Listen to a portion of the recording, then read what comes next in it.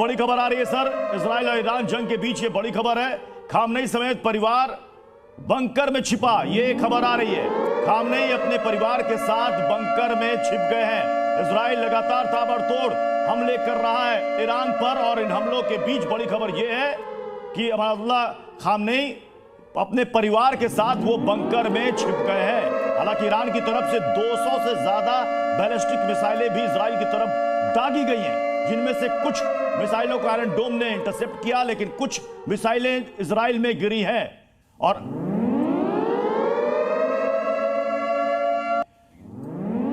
महंग सर, अब मैं इसी सवाल पर आ रहा हूं। खामनेई के बारे में जो खबर आ रही है कि वो परिवार समेत बंकर में छिप गए हैं, और कल हमारी जो बात हो रही थी दीपक वोरा सर से, उनका कहना था कि बहुत जल्द हम देखेंगे कि अब बातचीत की टेबल पर आएंगे और सीज फायर हो जाएगा। आपको लगता है ऐसा? जैसे कि युद्ध के हालात हो रहे हैं, ईरान जो है वो अपने मिसाइल्स का पूरा जखीरा जो है इस समय इजराइल के ऊपर छोड़ रहा है। जो मेरा अनुमान है, ईरान के पास में 3000 से अधिक मिसाइल्स मौजूद हैं। अभी तक उन्होंने उसका आधा जखीरा भी खत्म नहीं किया है।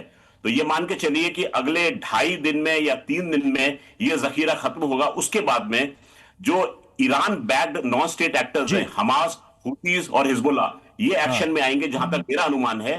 और तो क्या जब ये आएंगे तब तो क्या US Rathore sir, Iran back foot पर आ गया है?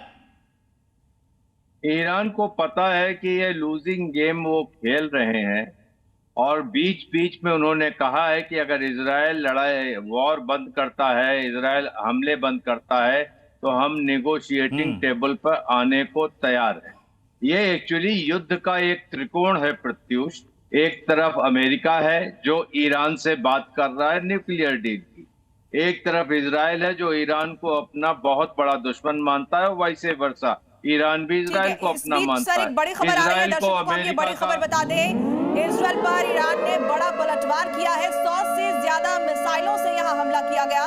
तेल अवीव में कई जगह पर मिसाइलें गिरी हैं। 100 से ज्यादा मिसाइलों से अटैक किया है ईरान ने, और कई जगहों पर मिसाइल गिरने की जानकारी है। तेल अवीव से ये बड़ी खबर है।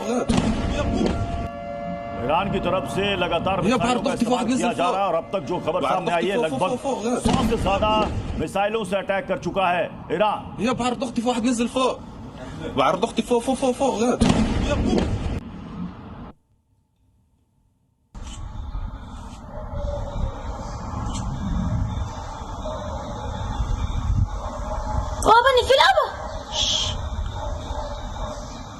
और मयंक सर भी हमारे साथ जुड़ गए।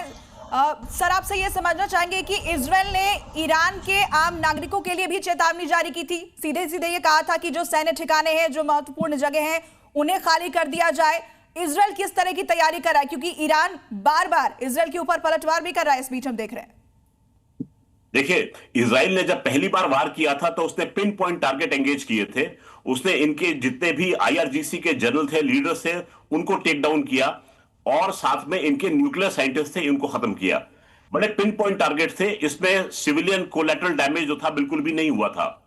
जब ईरान ने पलटवार किया ड्रोन से, उन ड्रोन्स को इंटरसेप्ट किया गया सऊदी एयर स्पेस में इजरायली एयरफोर्स द्वारा।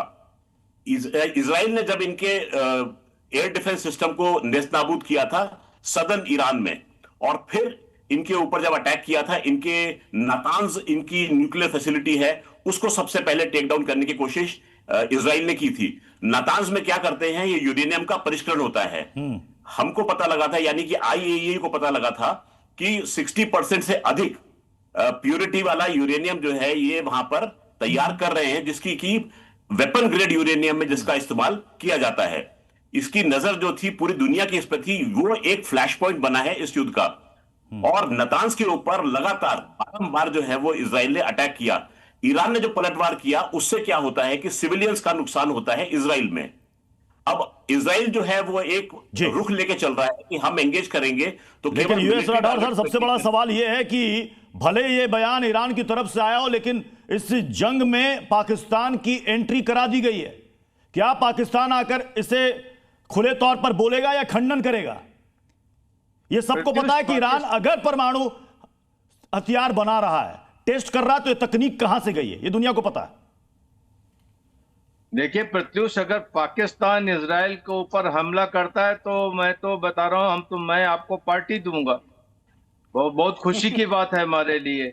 ऐसी हिमाकत कौन करेगा? अपने आप को मिटाने का अगर शौक है तो कर ले। पाकिस्तान इसमें कहीं आता ही नहीं है। जी न्यूज़।